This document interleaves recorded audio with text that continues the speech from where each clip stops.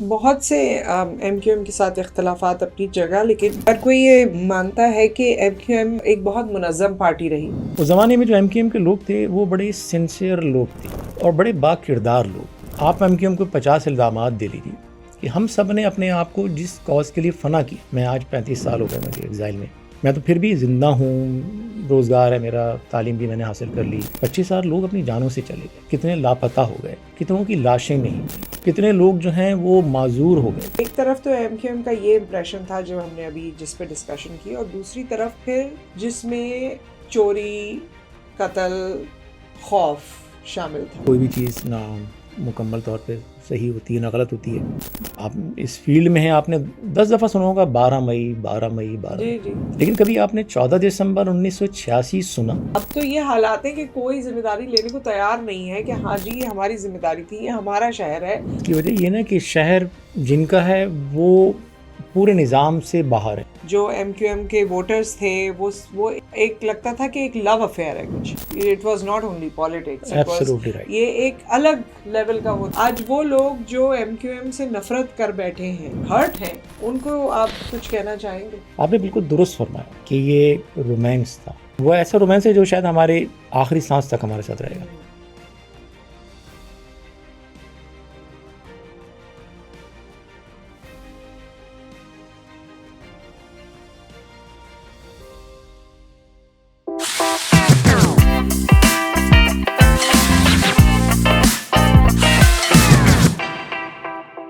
بسم اللہ الرحمن الرحیم. السلام علیکم. دی نصرت حارث شو میں آپ کو خوش آمدید کہتے ہیں.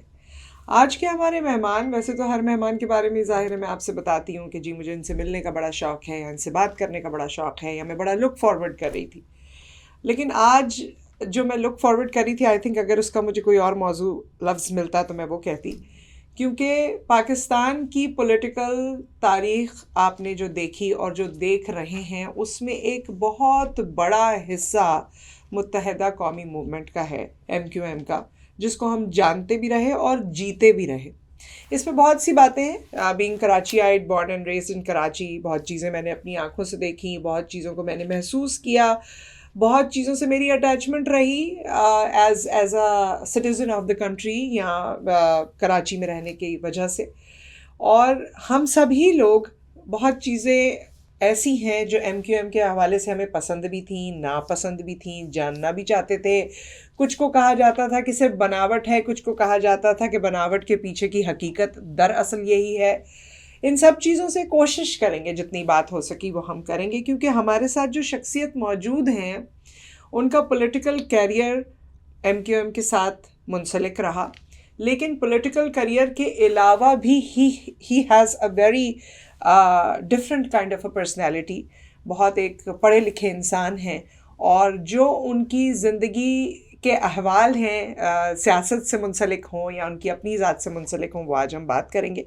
ہمارے ساتھ موجود ہیں ندیم نصرت صاحب، پاکستانی امریکن پولیٹیشین ہیں and a very learned personality. Doctor Nadeem Nusrat کہوں تو زیادہ بہتر ہے. السلام علیکم. وعلیکم السلام. کیسے ہیں آپ؟ خیریت سے ہیں؟ الحمدللہ، دعائیں آپ کی، نوازش کی آپ نے ہمیں یاد کیا.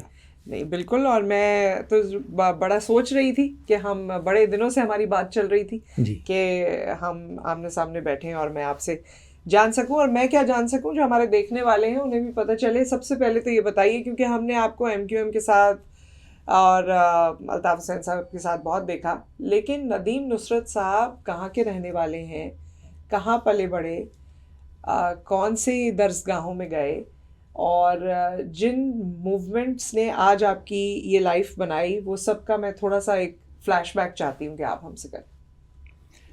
شکریہ. میرا تعلق کراچی سے ہے، اور جس طرح ایم کیو ایم میں جو لوگ شامل ہوئے، میجورٹی جو ہے وہ مڈل کلاس گھروں کی. یہ نہیں کہ ساری مڈل کلاس کے تھے، اس میں لوور مڈل کلاس بھی تھی، اور جس کو کہتے ہیں طبقہ اشرافیہ، اس کے بھی لوگ ایم کیو ایم میں شروع سے رہے. تو میرا تعلق جو ہے کراچی کے علاقے لانڈھی سے تھا. میں پیدا نہیں ہوا وہاں، لیکن پلا بڑھا. اور یہ وہ دور تھا جب ہمارے علاقے میں تعلیم کا بہت شوق تھا. اچھا. صبح ہمارے علاقے میں جب ہم پروان چڑھ رہے تھے تو این ای ڈی، داؤد، ڈی ایم سی، جامعہ کراچی، ایس ایم سی، ان کے 5-6 پوائنٹس آتے تھے. اچھا. ہمارے یہاں ایسے اس زمانے میں، بعد میں تو جنرل ضیاء الحق نے کو ایجوکیشن ختم کر دی، لیکن ایک زمانے میں کو ایجوکیشن تھی، تو میں نے کو ایجوکیشن میں بھی پڑھا، میری بہنوں نے بھی پڑھا، اور بہت سارے ایسے لوگ تھے جن کو میں دیکھتا تھا کہ ملٹری میں کوئی کمیشن کے لیے بھاگ دوڑ کر رہا ہے. جی. اور بہت سارے لوگ جو ہے وہ میں نے دیکھا کہ they were extremely capable, they were doing really well including my sisters. لیکن ہوتا یہ تھا کہ جو ایڈمیشن کے لیے جاتے تھے تو اگر ان کا اے گریڈ بھی ہے تو بھی ان کو ایڈمیشن نہیں مل پا رہا تھا. اچھا. دوسری طرف انہی انسٹیٹیوشن میں ہم دیکھتے تھے کہ رورل ایریاز سے 40% پہ لوگوں کو میڈیکل کالج میں ایڈمیشن مل رہا ہے، اسی شہر میں جہاں 80% والوں کو نہیں مل رہا. پھر میرے فادر ٹیکسٹائل کی، یہی ریزن تھا وہاں رہنے کا بھی، کیونکہ میرے فادر ایک بہت بڑے گروپ کا پارٹ تھے جو ٹیکسٹائل جو انڈسٹری ہے اس میں کام کرتا تھا. جرمن ٹرینڈ انجینئر تھے وہ، اور بہت عرصے انہوں نے پنڈی میں بھی مختلف ٹیکسٹائل ملز میں کام کیا. میری 2 بہنیں وہیں پیدا ہوئیں. اور اس کے بعد ایک ایسا دور آیا کہ وہ ساری انڈسٹریز جو ان کے اونرز تھے ان کے ہاتھوں سے چلی گئیں. تو ایک جو احساس محرومی ہیں، جو انجسٹسز ہیں، وہ دیکھ رہے تھے ہم. اسی دور میں APMSO کا میسج آنا شروع ہوا. جب الطاف بھائی نے APMSO بنائی تو شروع کے 3 سال تک تو جامعہ کراچی میں انہوں نے کام کیا، لیکن پھر جمعیت نے ان کو وہاں سے ایکسپیل کر دیا. تو پھر اس کے بعد یہ ڈیسیجن ہوا کہ پھر APMSO کو ایون دو کہ it was a student organisation, اس کے علاقوں میں اسٹیبلش کیا جائے. تو میں اس وقت 9 گریڈ میں تھا. اچھا. اور اس وقت ہمارے علاقے میں I was an avid reader from a very young age. تو میرا ایک دوست تھا، اس نے جہاں سے میں کتابیں لا سکتا تھا میں پڑھ کے واپس کر دیا کرتا تھا. Then every place ran out of books.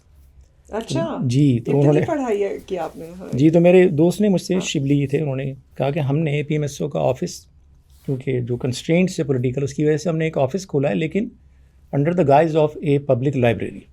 Okay. تو میرے لیے تو وہ ایک نعمت تھی. میں جانے لگا وہاں، اور پھر ہوا یہ کہ میں اتنا ٹائم وہاں گزارتا تھا کہ ان لوگوں نے مجھے چابی دے دی کہ آپ ہی اس کو کھولیں، آپ ہی بند کریں. تو جب میں اس کو چلاتا تھا تو یہ ہوا کہ اس زمانے میں APMSO کا کام پھیلنا شروع ہوا تھا. صحیح. تو ایک دن الطاف بھائی اچانک چلے آئے ایک ایشو کے لیے. میں اکیلا لائبریری میں بیٹھا ہوا تھا، اور میں اس زمانے میں فون لگنا آپ کو پتہ ہے، آج تو ہر ایک کے ہاتھ میں 2 فون ہوتے ہیں، اس وقت ایک بھی فون نہیں ہوتا تھا. تو جب وہ آئے تو انہوں نے بات کی، تو انہوں نے میرا فون نمبر بھی لے لیا. اس کے بعد بار بار یہ ہوا کہ جب بھی وہ آئے. آپ کو روکنا چاہتی ہوں، پہلے آپ واقفیت تھی ظاہر ہے آپ کی کہ کون ہوگا الطاف حسین یا کیا کر رہے ہیں. جی.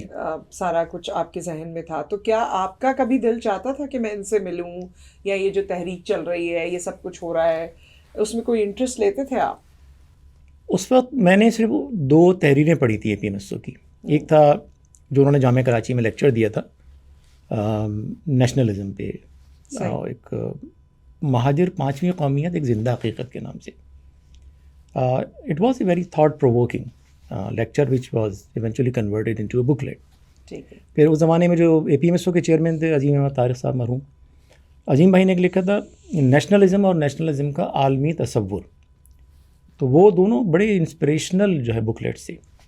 تو مجھے خواہش تو تھی ملنے کی دونوں سے، اور تھرو لائبریری مجھے دونوں سے ملنے کا اتفاق ہو گیا. تو جب پہلا آپ کا انسٹنس تھا، جس دن ملاقات ہوئی، اس دن کیا آپ کو محسوس ہوا؟ کیونکہ کسی کو تقریر کرتے ہوئے سننا اور بذات خود اس سے ملنا، کیونکہ کئی بار ایسا ہوتا ہے کہ آپ نے ایک سانچہ سا کسی کا بنایا ہوتا ہے، لیکن جب اس سے گفتگو ہوتی ہے تو پھر وہ بات نہیں ہوتی. تو وہ ملاقات جو ہے وہ کیسے ٹرانسلیٹ ہوئی آپ کے لیے؟ اس وقت تک جب میری ان سے جو پہلی ملاقات ہوئی اتفاقی تھی، جب وہ اچانک آ گئے. بلکہ اس وقت ایک ایشو یہ بھی ہوا کہ اس زمانے میں APMSO میں ایک انٹرنل ایک کرائسس چل رہا تھا. ایک شمون ابرار صاحب تھے، ان کے اختلافات ہو گئے تھے. وہ کلیم جیلانی صاحب تھے، سینئر لوگ تھے اس زمانے میں، تو وہ الگ ہو گئے تھے، اور پھر کچھ جھگڑے چل رہے تھے. عامر خان صاحب جو ہیں اس وقت بالکل ینگ اسٹوڈنٹ تھے وہ، اور ان کو دھمکی دی گئی. تو رات کو جب الطاف آیا تو انہوں نے یہ کہا کہ بھئی ہمیں کچھ عامر خان جو ہے اس وقت سراج الدولہ کالج میں ان کا فرسٹ ایئر کا ایگزام تھا، تو کچھ لوگ چاہیے جو، کیونکہ ان کو دھمکی دی گئی ہے کہ ان کو پیپر نہیں دینے دیا جائے گا، تو وہ اسی کے لیے آئے تھے کہ کچھ یہاں سے لوگ چلے جائیں. تو خیر کچھ لوگ گئے جس میں بھی گیا. That was the first interaction. لیکن اس کے بعد چند دن بعد انہوں نے پھر ایک اسپیچ کی تھی تھوڑی سی دور وہاں سے. That was the first time when I actually had the opportunity to listen to him for the first time while he was delivering a speech. تو it actually was again very thought provoking speech. وہ بہت ساری باتیں جو ہمارے دلوں میں تھیں ان کو ہم نے محسوس ہوا جیسے زبان مل گئی ہے. اس میں جیسے میسورین کا معاملہ ہے، اس زمانے میں صوبے کی بھی بات ہوتی تھی، اس زمانے میں کوٹا سسٹم کی بڑی کھل کے بات ہوتی تھی. تو وہ ساری چیزیں جو ہمارے دل میں تھیں وہ کہہ رہے تھے. تو جب میں واپس آیا تو میں نے اپنے والد سے بھی ڈسکس کی، اپنی فیملی سے بھی، اور میرے والد نے مجھے فلی سپورٹ کیا. اچھا جی. Even though I was still in 9th grade. میں نے 9th ایگزام پاس کیا، پھر 10th میں آیا تھا میں. اور اس کے بعد پھر وہ میں ایکٹیو ہوتا چلا گیا. اور پھر میں 87 میں جامعہ کراچی میں تھا. میں اسٹوڈنٹ تھا اکنامکس ڈپارٹمنٹ کا. تو اس وقت وہ جیل میں تھے. 87 کے الیکشن میں، بلدیاتی الیکشن میں MKM نے فرسٹ ٹائم پارٹیسپیٹ کیا اور کراچی حیدرآباد کے میئر اس کے الیکٹ ہو گئے. تو انہوں نے پھر مجھے، جب وہ جیل سے ریلیز ہوئے تو اگلے ہی دن انہوں نے مجھے کال کر کے کہا کہ مجھے ضرورت ہے ہیلپ کی. تو ایک رات پہلے پورا شہر ان کے استقبال کے لیے نکلا ہوا تھا. اور صبح انہوں نے، میں MKM کا جو انیشل آفس تھا 6th فلور پہ الکرم اسکوائر کے، اس پہ میں تھا. ڈاکٹر عمران فاروق اس کو چلاتے تھے. تو میں دوپہر میں پہنچا کیونکہ رات تک تو ہم ان کو جیل سے ریسیو کرنے والوں میں شامل تھے. صبح انہوں نے ہم سے کہا کہ آپ میرے گھر آ جائیے. تو میں گھر گیا. اس کے بعد he appointed me as a political secretary. اس کے بعد سے پھر میں مستقل 90 پہ ہی رہا. جب وہ لنڈن گئے تو میں ان کے ساتھ گیا. آپریشن جب ہوا تو میں وہیں موجود تھا. بہت سے MKM کے ساتھ اختلافات اپنی جگہ، لیکن ہر کوئی یہ مانتا ہے کہ MKM ایک بہت منظم پارٹی رہی. بہت پڑھے لکھے لوگوں نے اسے چلایا، اور وہ بالکل سچ بات ہے. آپ نے ماشاءاللہ PhD کیا، اور اس دوران بھی سارے اسٹوڈنٹس ہی اس میں شامل تھے، اور پھر سب نے، کوئی ماسٹرز ہے، کوئی کچھ ہے. تو یہ جو سارا ویژن تھا، یہ ویژن سب کا ملا جلا تھا یا لیڈرشپ کا ویژن تھا؟ کس طرح سے اس پارٹی نے، اگر صرف اس ایسپیکٹ کی بات کی جائے کہ جی پڑھے لکھے لوگ اور مڈل کلاس کی نمائندگی اور بہت منظم طریقے سے، ایون 90 پہ جس طرح سے لوگ آیا کرتے تھے، جو مجھے یاد ہے جب میں وہاں پر میڈیا میں تھی پاکستان میں اور ہم کوریجز کرتے تھے، کتنی پرابلمز لے کے، جی بجلی کا بل بڑھ گیا، آپسی تنازعات ہو گئے، ڈومیسٹک وائلنس ہو گیا. کون سا کیس تھا جو 90 پہ حل نہیں کیا جا رہا تھا؟ درست. اور اس کے علاوہ جب میرا شو ہوتا تھا ریگولر، اور ہم آپ کی پارٹی سے، MKM سے ہم بلایا کرتے تھے کہ جی ریپرزنٹیشن ہونی چاہیے، تو باقاعدہ اس کا بھی سسٹم تھا. باقی پارٹیز کی طرح نہیں تھا کہ ہم ایک ایک بندے کو کال کر رہے ہیں اور اس کو بلا رہے ہیں.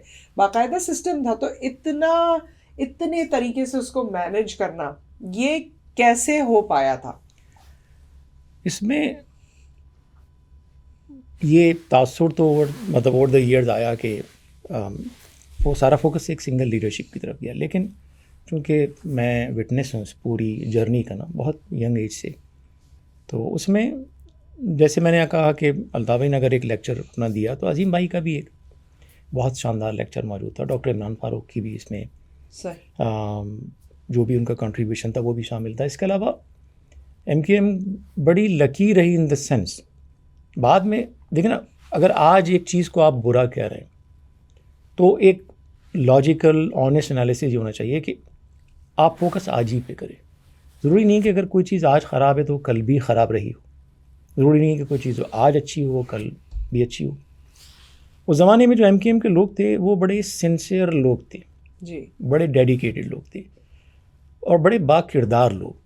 اس زمانے میں کرپشن، آپ MKM کو 50 الزامات دے لیجیے، کرپشن یا کردار کے حوالے سے آپ ان کو بلیم نہیں کر سکتے تھے. تو اس میں جیسے 91 میں بدقسمتی سے MKM میں سپلٹ ہوئی. آفاق احمد صاحب اور عامر خان صاحب پہ الزام لگا اور پھر ان کو نکالا گیا. لیکن جب تک وہ رہے MKM میں، انہوں نے ایک بہت بڑا رول پلے کیا.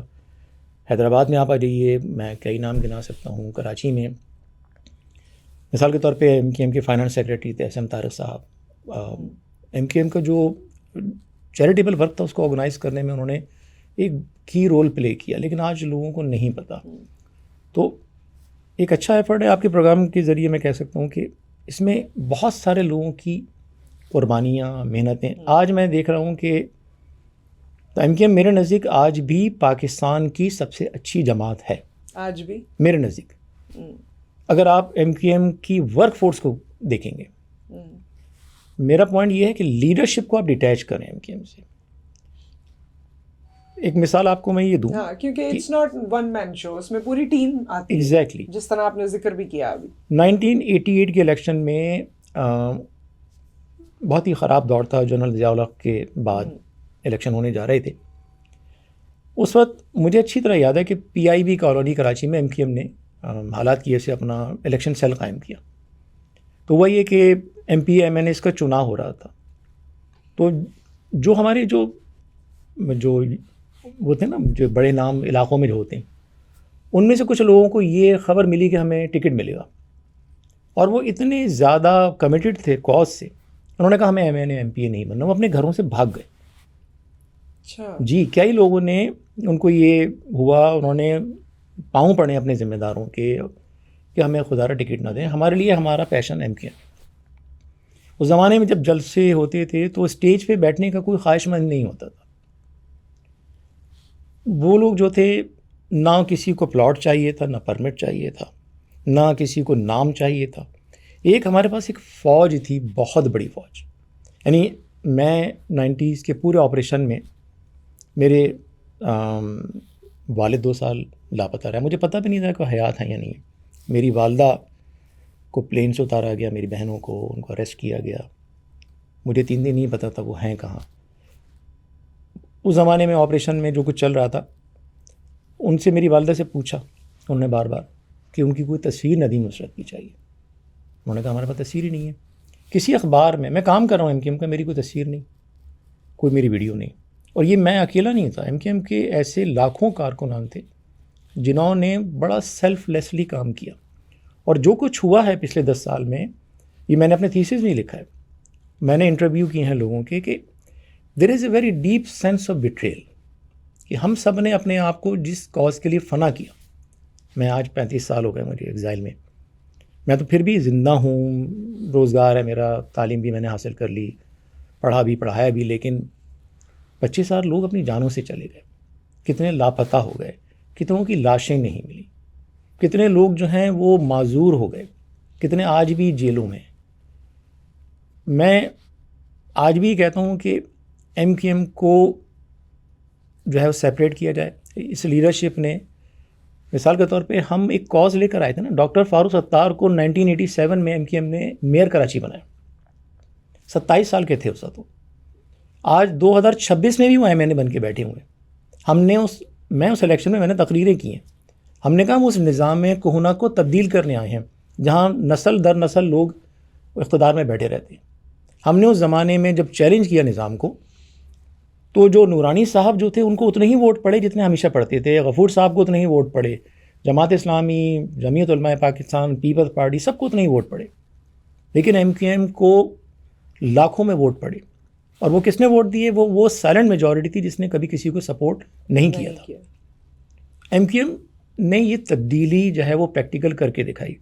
اور جن لوگوں کو تصور بھی جو نہیں کر سکتے خواب میں بھی, کونسلر چھوڑیں, میئر بنا دیا, MNA بنا دیا, MPA بنا دیا. That was a revolution which actually M Q M made possible. نعرہ نہیں دیا, کر کے دکھایا. ایم کیو ایم کے پہلے جو MNA پہنچے ہیں اسلام آباد, ان کے پاس گاڑی نہیں تھی, وہ ٹیکسی کر کے سیشن کے اندر گئے. ایم کیو ایم کا وہ جو کی فلاسفی تھی, جو ایم کیو ایم نے جو ایک ماڈل پیش کر دیا, اس کو تو پورے پاکستان میں پھیلنا چاہیے تھا. اب یہ ایک الگ ڈیبیٹ ہے کہ وہ کیوں نہیں ہو سکا, لیکن بدقسمتی سے جو لوگ ایم کیو ایم کو چلانے والے تھے, آج ایم کیو ایم میں الیکشن پر جھگڑا چل رہا ہے.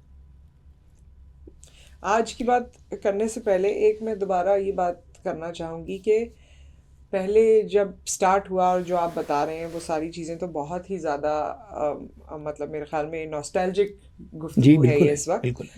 مگر وہ دور بھی آیا اور اس کے بعد کی جنریشنز یہ بھی سمجھتی رہیں، جو آج بھی سمجھا جاتا ہے، جس پہ بحث و مباحثے ہوتے ہیں ڈرائنگ روم ڈسکشنز میں بھی، کہ ایک طرف تو ایم کیو ایم کا یہ امپریشن تھا جو ہم نے ابھی جس پہ ڈسکشن کی، اور دوسری طرف پھر ایک اور امپریشن بنایا گیا یا حقیقت تھی، آپ بتا سکتے ہیں بہتر، جس میں چوری، قتل، خوف شامل تھا.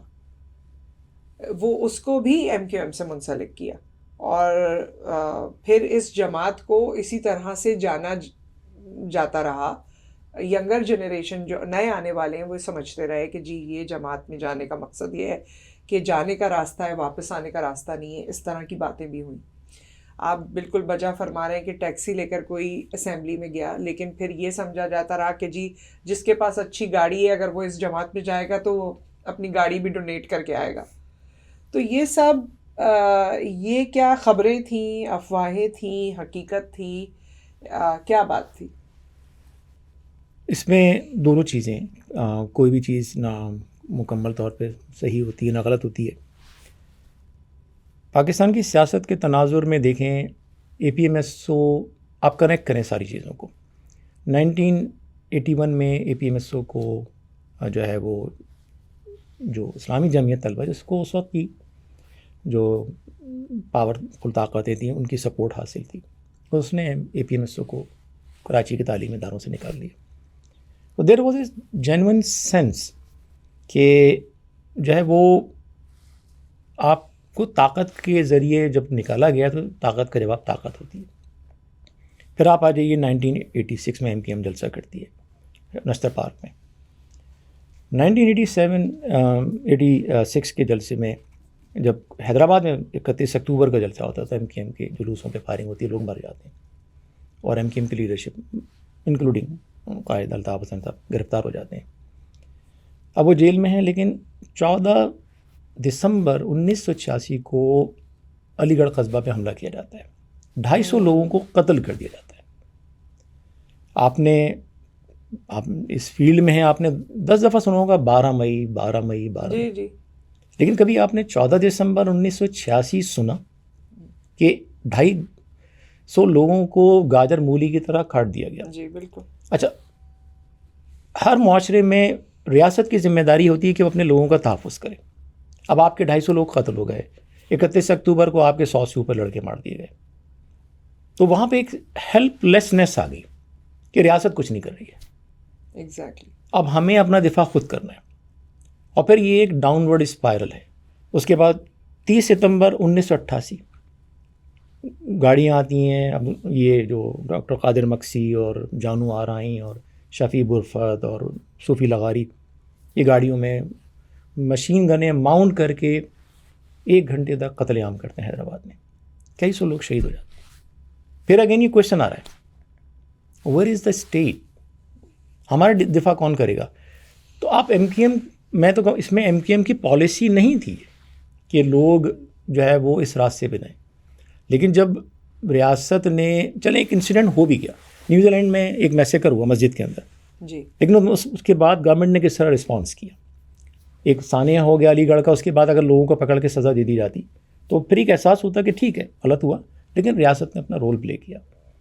اگر 30 ستمبر کے بعد ہوتا تو پھر ہوتا کہ بھائی ٹھیک ہے ہو گیا ایک سانحہ، لیکن قاتل پکڑے گئے. آج قادر مکسی کو ہم دیکھتے ہیں، وہ تو پاکستان میں دندناتے پھرتے ہیں، وہ تو ہیرو بنا کے پیش کیے جاتے ہیں. وہ پرائیویٹلی ایڈمٹ کرتے ہیں کہ میں نے اتنے لوگوں کو مار دیا، ہیرو بنایا جاتا ہے ان کو. تو ایم کیو ایم پہ جو کچھ گزرا، ایک مجھ سے کسی نے سوال کیا تھا کہ ایم کیو ایم کے لوگوں کے بارے میں نے کہا دیکھیں کوئی بھی آرگنائزیشن جو ہے وہ مائکرو کازم جو ہے نا ہوتا ہے نا. تو ایک علاقے میں اگر سارے حاجی ہیں اور اس میں سے آپ ایک 15 افراد کا گروپ پک کریں گے تو انویریبلی سارے اس میں حاجی ہوں. اب آپ کے معاشرے میں لوگوں کے پاس روزگار نہیں ہے، لوگوں کے پاس تحفظ نہیں ہے، کرپشن پر ہمارے یہاں کوئی لا نہیں ہے، پیپلز پارٹی جو کچھ کر رہی ہے سب کے علم ہے.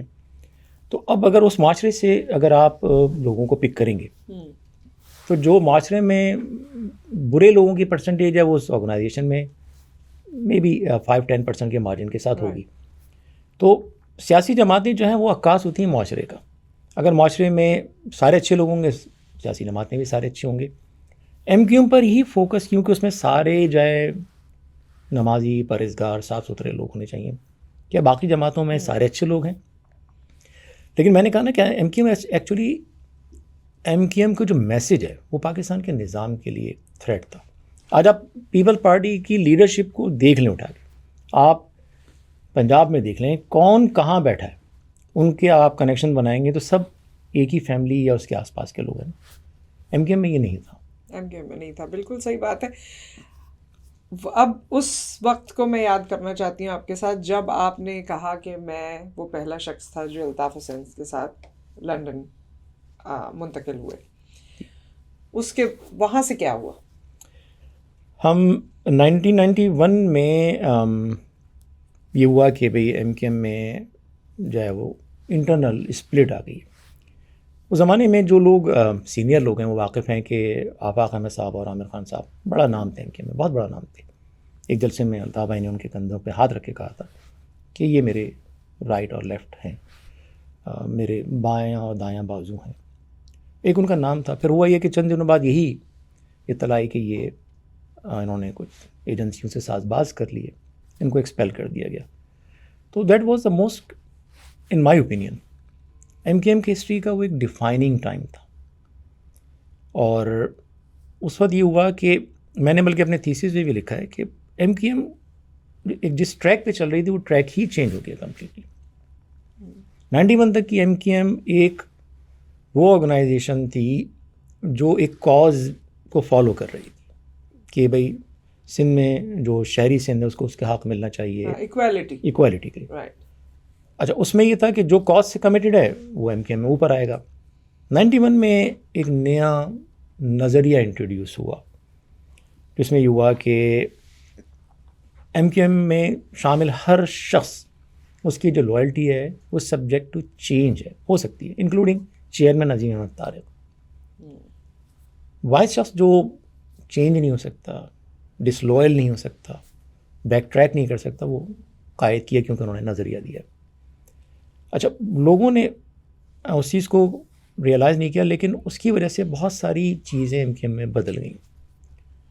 پھر حالات خراب سے خراب ہوتے چلے گئے، اور پھر 91 میں ایک انسیڈنٹ ہوا کہ جو حقیقی جنہوں نے بنائی لانڈی میں، انہوں نے ایم کیو ایم کے آفس پہ اٹیک کیا، قبضہ کرنے کی کوشش کی. ان کا ورژن ڈفرینٹ ہے، ایم کیو ایم کا ڈفرینٹ ہے.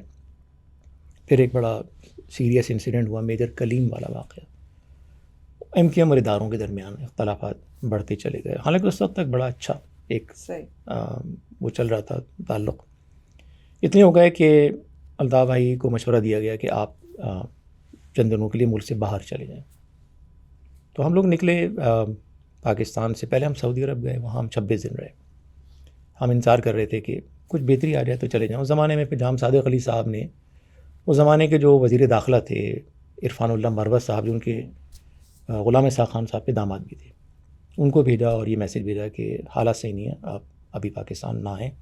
مناسب یہ ہوا کہ آپ لندن چلے جائیے، کیونکہ لندن ہسٹوریکلی ایک اس کی ریپوٹیشن تھی کہ وہ ایگزائل میں جو لوگ جاتے ہیں ان کے لیے بڑا فرینڈلی انوائرمنٹ ہے وہاں کا. تو پھر وہاں سے ہم لوگ لندن چلے گئے. وہاں بھی یہ اس انتظار میں رہے کہ صورتحال بہتر ہو جائے. بہتر تو نہیں، بلکہ ہمارے پہنچنے کے 5 ماہ بعد ایم کیو ایم کے خلاف آپریشن شروع ہو گیا. جس دن 19 جون کو آپریشن شروع ہوا 92 کو، اور آپ یہ اتفاق دیکھیے کہ 19 جون کی ہی صبح الطاف بھائی کی نواز شریف صاحب سے میٹنگ طے تھی. اس سے چند گھنٹے پہلے آپریشن شروع ہو گیا. ایم کیو ایم کے آفیسز کو جو اسپلنٹر گروپ کہہ لیں، حقیقی کہہ لیں، انہوں نے ٹیک اوور کر لیا. اور اس کے بعد بہت بڑی تعداد میں ایم کیو ایم کے لوگ جو ہے کچھ خوشی سے، کچھ دباؤ میں، وہ ایم کیو ایم سے یا تو الگ ہو گئے، یا انہوں نے خاموشی اختیار کر لی، یا وہ حقیقی میں شامل ہو گئے. اور بڑا کرٹیکل ٹائم تھا فائنینشلی ہمارے لیے، بہت چیلنجنگ ٹائم تھا. میں نے اپنی کتاب ابھی لکھی، اس میں سب لکھا کہ کتنا کرٹیکل ٹائم تھا ہمارے لیے. ہمارے ٹیلی فون کے بل تک جو ہے وہ ہمارے پاس پیسے دینے کے بل دینے کے لیے پیسے نہیں تھے ہمارے پاس. جس گھر میں ہم لنڈن میں رہتے تھے ہمیں وہ گھر بھی چھوڑنا پڑا، اس کا کرایہ ہمارے پاس جو ہمارے حساب سے زیادہ تھا. اور اس کے بعد پھر ایک وقت ایسا آیا کہ تو آپ لوگ کہاں رہے پھر؟ جیسے یہ ساری مشکلات ہو رہی تھیں تو کیا کیا پھر؟ بڑے گھر سے بہت چھوٹے گھر میں آ گئے، جس کا جو ہے وہ پھر یہ ہوتا تھا کہ جو یونٹ کے لوگ ہیں ان کے گھروں سے کھانا بن کے آتا تھا. تو وہ اگر شام میں آیا تو اگلے دن دوپہر تک وہی چل رہا ہے. اور ایک ہوتے تھے وہاں کے جو آرگنائزر، انہوں نے اپنا آفس دے دیا کہ اس کو سیکریٹریٹ بنا لیجیے. تو سمہاؤ کام چلتا رہا. اور پھر ہوا یہ ایسے حالات نہیں تھے جیسے ہم دیکھتے ہیں کہ جی پولیٹیشین ملک سے باہر گئے تو کافی کچھ ہوتا ہے، ان کے پاس گھر ہوتا ہے، گاڑیاں ہوتی ہیں، بڑے لوگ سارے ہوتے ہیں، تو وہ حالات نہیں تھے. نہیں، بالکل وہ حالات نہیں تھے، بہت ہی کریٹیکل تھے اس زمانے میں. تھوڑا تھوڑا کر آ کے لوگوں نے جو بھی کر سکتے تھے فنڈنگ کی. لیکن ہم پر اس زمانے میں بھی تقریباً 70-80,000 پاؤنڈ کے ٹیلی فون کے بل ہم پر آ گئے تھے، کورٹ نوٹسز تک آ گئے تھے. پھر ہوا ہے کہ چیئرمین نظیر احمد طارق جو ہیں وہ سرفیس ہو گئے. انہوں نے پھر آ کے اپنا ایک گروپ بنا لیا. پھر یہ میسج آیا اس زمانے کے جو اداروں کی طرف سے تھرو عظیم بھائی اور دیگر لوگوں کے، کہ اگر الطاف حسین صاحب سیاست سے کنارہ کش ہو جائیں تو سب چیزیں صحیح ہو جائیں گی. یہ چلتا رہا، اس میں ڈیبیٹ ہوتی رہی.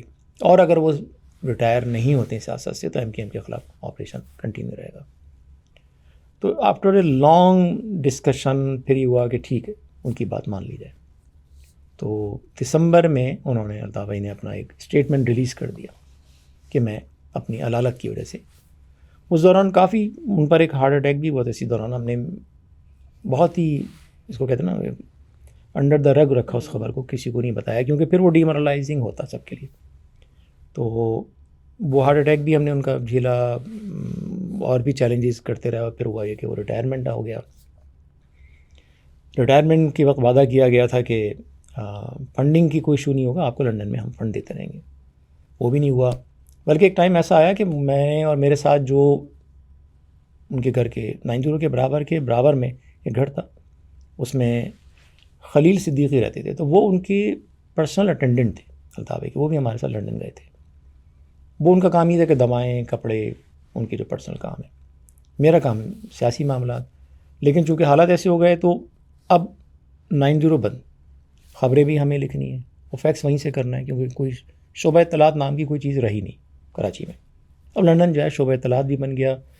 اب کراچی میں کوئی سینٹرل سیٹ اپ نہیں، تو ہم وہیں لنڈن سے پوری آرگنائزیشن کو چلا رہے تھے. پھر ایک وقت آیا کہ جب ریٹائرمنٹ کے بعد یہ ہوا کہ ہم گزارا کیسے کریں گے. تو وہاں ہمارے ایک جاننے والے تھے، ان کی بیلٹ بنانے کی فیکٹری تھی. تو ہم نے اور خلیل نے اس بیلٹ فیکٹری میں بھی کام کیا. اچھا جی. پھر ہوا یہ کہ 93 کے شروع میں ہی جنرل ناصر نواز کا انتقال ہو گیا، اور ان کے انتقال کے بعد ایک دم چیزیں چینج ہو گئیں. پھر ایم کیو ایم کو ریلیف بھی ملا. ایم کیو ایم کی اس ویژن سے، قائد سے، اس ٹیم سے پاکستان کو خطرہ کیا ہے، خوف کیا ہے؟ جو بھی عناصر رہے، جو بھی ایلیمنٹس رہے جو چاہتے ہیں یا چاہتے تھے کہ یہ ختم ہو جائے، ان کو خطرہ کس بات کا تھا؟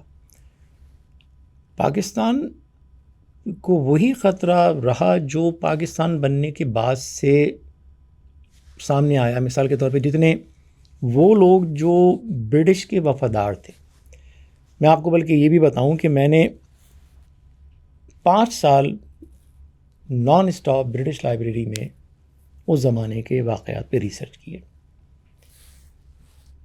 میں لنڈن جو ہے نا school of African and oriental studies جو ہے، اس میں پی ایچ ڈی کا اسٹوڈنٹ تھا. ماسٹرز کے بعد میں نے اپنا وہی میرا جو پیشن تھا اس کو کنٹینیو کیا. تو اٹ کیم ایز اے شاک کہ وہی لوگ جو پاکستان کے سب سے بڑے مخالف تھے وہ اوور نائٹ پاکستان کے حکمران بن گئے آگے چل کے. اور یہ وہی طبقہ اشرافیہ تھا جس نے پنجاب کے عوام کو بھی محروم رکھا، جنہوں نے سندھ کے عوام کو بھی محروم رکھا، وہی پاکستان کے حکمران بن گئے. ان کے لیے یہ ایک بہت بڑا چیلنج تھا. اب آپ یہ دیکھیے کہ میں نے یہ بات کہی ہے، لوگ کہتے ہیں کہ شاید یہ کانٹروورشل ہو. میں کہتا ہوں پاکستان اور جو ماڈرن ڈیموکریسی ہے وہ کمپیٹیبل نہیں ہے. پاکستان کی ساری ایلز، یعنی آپ کے سوال کا جواب یہی ہے کہ پاکستان کی جتنی بھی ایلز ہیں نا وہ اس نظام کا نتیجہ ہے. مثال کے طور پہ آپ پاکستان کے اندرونی علاقوں میں چلے جائیں، آج بھی وہاں پہ لوگوں سے بیکار لی جاتی ہے، لوگوں کو جو پیمنٹ کی جانی چاہیے وہ نہیں کی جاتی. آج بھی عزتیں پامال ہوتی ہیں. ابھی 2 دن پہلے کاروکاری کے نام پہ ایک بچی کو قتل کیا گیا. جو قبائلی وحشیانہ جو رسومات ختم ہو جانی چاہیے تھی، وہ آج بھی موجود ہیں. اب ان کو چلانے والے جو لینڈ لارڈز ہیں، نہ وہ ٹیکس دیتے ہیں، نہ انسانی حقوق دیتے ہیں، نہ ویجز پے کرتے ہیں، نہ اپنے زمینوں پر رہنے والوں کی عزتوں کا احترام کرتے ہیں. In the eyes of law they are all criminals. ان سب کو جیلوں میں ہونا چاہیے. آپ نے کیا کیا کہ انہی کی جو زمین ہے آپ نے اس کو کنسٹیچوئنسی بنا کے وہاں پہ آپ نے ان کو پارلیمنٹ میں آنے کا موقع موقع دے دیا. یعنی جو مجرم تھے، جو لا بریکر تھے، وہ لا میکرز بن گئے. یعنی وہ آدمی جس نے ایک، آپ کو میں ویڈیو بھیجوں گا، آپ دیکھیے گا کہ ایک پولیس والے نے کس طرح سندھ میں جعلی ووٹنگ روکنے کے لیے جو ہے وہ ایک اپنا رول پلے کیا. غریب سندھی پولیس والا، اس کے ہاتھ کاٹ دیے گئے، اس کی آنکھیں نکال لی گئیں. اور جس شخص نے کیا وہ آج سندھ کیبنٹ میں بیٹھا ہوا ہے. یہ ویڈیو ہے جو غیر ملکی ٹی وی نے نشر کی تھی، میں آپ سے شیئر کروں گا. تو آپ نے کیا کیا کہ اس جمہوری نظام نے آپ کے یہاں جو لینڈ لارڈز کا جو ظلم تھا نا، اس کو لیجیٹمائز کر دیا. میں یہ کہتا ہوں کہ دیکھیں یورپ میں ایک طویل جرنی رہی نا، انلائٹنمنٹ آئی، ان کے یہاں رینیسانس آئی، ان کے یہاں ایک ریولوشن آیا، اس میں گریجولی ڈسٹینس چرچ اور ریاست میں بڑھا، جو ہے جو بادشاہتوں کے نظام کو پش بیک کیا گیا، پھر ڈیموکریسی آئی ہے. تو وہ ایک کلمنیشن تھا 700-800 سال کی جرنی کا، اینڈ جو ہے جمہوریت پہ ہوا. آپ نے اس قبائلی نظام کو ختم کیے بغیر وہاں پہ جمہوریت لے آئے. تو جو وڈیرا جو تھا، جو ظلم کر رہا تھا، آپ نے اس کو پارلیمنٹ میں لا کے بٹھا کے وزیر بنا دیا، سفیر بنا دیا، وزیر اعظم بنا دیا، صدر بنا دیا. آپ کا نظام کیسے ختم ہوگا؟ اب اس نظام میں MKM آ جاتی ہے جو اس طبقے کی نمائندگی کر رہی ہے جس کی آج تک نمائندگی نہیں ہوئی. تو MKM کیسے ایکسیپٹیبل ہو سکتی ہے؟ اور پھر دوسرا ظلم یہ ہوا کہ MKM کی اپنی لیڈرشپ بجائے اس کے کہ وہ اس نظام کو بدلتی، وہ اسی نقش قدم پر چلنا شروع ہو گئی. لوگوں نے، جن لوگوں کو ہم نے، آپ نے، غریبوں نے ٹرسٹ کیا کہ ہمارا حال، ہمارا مستقبل بدلیں گے، ان علاقوں میں جن علاقوں کے لوگوں نے MKM کے لیڈرز کو برے حالات میں اپنے گھروں میں پناہ دی، وہ ان علاقوں. MKM سے ڈر نہیں لگنا چاہیے تھا نا؟ جب MKM بھی اسی راہ پر گامزن ہو گئی تو پھر ڈرنے کی کیا ضرورت تھی؟ پھر اس کو ختم کرنے کی کیا ضرورت تھی؟ اب تو وہ ڈر نہیں ہے. اب تو MKM جو ہے وہ وہی کر رہی ہے جو اس سے ایکسپیکٹ کیا جا رہا ہے. اچھا، کراچی کے بارے میں بتائیے. کراچی والے یہ کہتے ہیں اور کہتے رہے کہ جب سے MQM کے والی وارث چلے گئے، کیونکہ کراچی کی ایک اونرشپ تھی، بیچ میں ایسا وقت بھی رہا کہ کون اون کرے گا کراچی کو، کون اون کرے گا، یہ سارے ٹی وی چینلز پہ بات ہوتی تھی کہ کراچی کا والی وارث کون ہے. جبکہ ایسا نہیں ہونا چاہیے. کراچی بھی پاکستان کا حصہ ہے. جو پورے ملک کا آئین ہے، جو پورے ملک کی لا انفورسمنٹ ہے، جو پورے ملک کا طریقہ کار ہے، اسی میں ہی کراچی پہ بھی لاگو ہوتا ہے. لیکن MQM کے بعد یہ چیز کہی جانے لگی، اور اس کے بعد سے جو ہم ڈیٹوریشن دیکھ رہے ہیں اب وہ MQM کے جانے کے بعد ہے، یا وہ پاکستان پیپلز پارٹی کی وجہ سے ہے، یا وہ XYZ کسی بھی ریزن کی وجہ سے. کراچی کا یہ حشر آپ کے نظریے میں کیسا ہے؟ آپ کس طرح دیکھتے ہیں اس کو؟ کس اینگل سے دیکھتے ہیں؟ اس میں دو چیزیں ہیں. ایک تو یہ کہ جو کراچی سے حوالے سے ایک پالیسیز تسلسل کے ساتھ چلی آ رہی تھیں، اس میں کراچی ایک کیش کاؤ ہے، انڈسٹریل ہب ہے. ہاں، سونے کا انڈا دینے والی مرغی، ریڑھ کی ہڈی ہم کہتے ہیں نا، ملک کی ہے. جی. تو ایک تو یہ پرابلم رہا. دوسرا یہ کہ کراچی کا جو سب سے بڑا ایشو، جس کو میں پچھلے 10 سال سے تقریباً مسلسل ہائی لائٹ کر رہا ہوں، مجھے MKM کی لیڈرشپ سے بھی شکایت رہی، اپنے کولیگ سے بھی، سب سے، کہ جب آپ کوئی مریض آتا ہے تو سب سے پہلا کام ڈاکٹر کیا کرتا ہے؟ ڈائگنوسس کرتا ہے. جی. کہ بھائی اگر یہ بیماری ہے تو کیوں ہے. اگر آپ اس کو پین کلر دیتے رہیں گے تو بیماری اپنی جگہ رہے گی. جب میں واپس آیا MKM میں ایک طویل گیپ کے بعد 2013-2014 سے، میں نے اس پولیس کے مسئلے پر بات کی. MKM کے اس دوران 3 صوبائی وزیر داخلہ MKM کے رہ چکے تھے. میں نے ان سے بھی پوچھا کہ بھئی آپ کے پاس یہ اپرچونٹی تھی نا کہ آپ پولیس میں کیوں نہیں آپ نے لوگوں کو بھرتی کیا؟ تو انہوں نے بتایا کہ جو ہے وہ وزیر اعلیٰ جو ہیں وہ، ان کو ہم نے 5000 پولیس والوں کی فائلیں دیں، انہوں نے کبھی سائن نہیں کیا. پھر اسی طرح کی اور چیزیں آئیں. قصہ مختصر یہ کہ ایک چیز بڑی واضح ہو گئی کہ MKM الیکشن 87 میں جیتتی ہے, رونا روڈی, ڈاکٹر فاروق ستار میئر بن جاتے ہیں, ان کو ایک فلائی اوور کے لیے جو ہے وہ فنڈ نہیں ملتا. اسنارکل خریدنے کے لیے MKM کو مظاہرے کرنے پڑتے ہیں اس شہر کے لیے جو ملک کو چلا رہا ہے, جو فائر کی سیڑھی ہوتی ہائی رائز بلڈنگوں کے لیے. فاروق ستار 4 سال اس کے لیے لڑتے رہے. اس کے بعد MKM 88 میں آتی ہے, پیپلز پارٹی معاہدہ کرتی ہے, کچھ نہیں کرتی ہے. MKM کا اس سے جھگڑا ہوتا ہے, مار پٹائی ہوتی ہے. MKM حکومت سے باہر آ جاتی ہے, پیپلز پارٹی کی حکومت ختم ہوتی ہے. پھر نواز شریف کے ساتھ پاور میں آتے ہیں, پھر کچھ عرصے بعد جھگڑا, پھر حکومت سے باہر آتے ہیں, ان کی حکومت ختم ہوتی ہے. ایک جو ہے نا وہ میوزیکل چیئر کا کھیل ایک چل رہا تھا کہ آپ ہر حکومت سے مانگ رہے ہیں. کیوں مانگ رہے ہیں؟ آپ اپنے مسائل حل کرنے کی پوزیشن میں کیوں نہیں ہیں؟ تو میں نے اسی بات کو پوائنٹ آؤٹ بھی کیا, اور میں نے وائس آف کراچی کے پلیٹ فارم سے ملٹیپل ڈاکیومنٹ ریلیز کیے ہیں. اس میں میں نے کہا دیکھیں پاکستان کیوں وجود میں آیا. 1937 کا الیکشن ٹرننگ پوائنٹ تھا ساؤتھ ایشیا کی ہسٹری کا. 1937 کے الیکشن میں برٹش نے پہلی بار انڈینز کو, جو مسلمان, ہندو, سکھ, سب کو اقتدار میں شریک کرنے کے لیے الیکشن کروائے. اس الیکشن کے رزلٹ جب سامنے آیا تو مسلمانوں نے دیکھا کہ اس ہندوستان میں جہاں اب ہیڈز کاؤنٹ ہوں گے, ہم تو 13 سے 17% ہیں, یعنی ہم ایک ابدی اقلیت ہیں. تو that was the point where the whole idea of nationhood and separate state اور یا autonomous states was conceived.